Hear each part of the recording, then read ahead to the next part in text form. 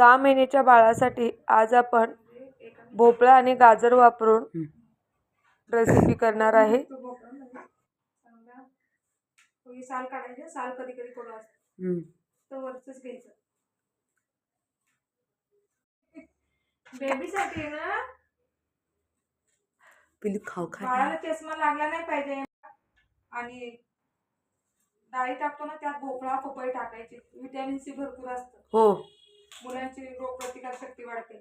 डाळ कधीच रिकामी सोडायची नाही, त्यात पालक टाका, दुधी भोपळा टाका, तुम्ही की भोपळा टाका, काही तूप वरून टाकलं तरी चालतं किंवा भाजून घेऊन मिक्सरला बारीक केलं कधी मम्मा तुझी मम्मा पण लगेच दादा पाहिजे का थोडस तूप टाकायचं आणि त्यानंतर ह्या भाज्या थोड्याशा भाजून घ्यायच्या। तुपावर भाजल्यामुळे त्याचा एक वेगळाच फ्लेवर येतो।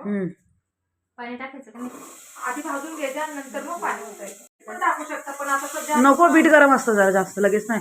अजून तिला सूट करतं नाही करत आपल्याला माहित नाही ना। नाही पण मोठ्या 1 वर्षाच्या मुलाला पण देऊ शकतो ना आपण। 6 महिन्यापासून मिक्स सगळं लावायचं।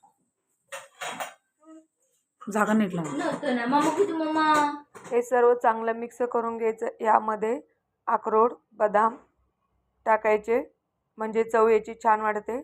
तुम्हाला हवे असल्यास यामध्ये गूळ सुद्धा टाकू शकता, पण इथे आपण गूळ टाकणार नाही, बाळाला नॅचरली चव समजण्यासाठी फक्त आपण ड्रायफ्रुट्स वापरले ते। शिजवलेले सर्व मिश्रण मिक्सरला बारीक वाटून घ्यायचं आहे।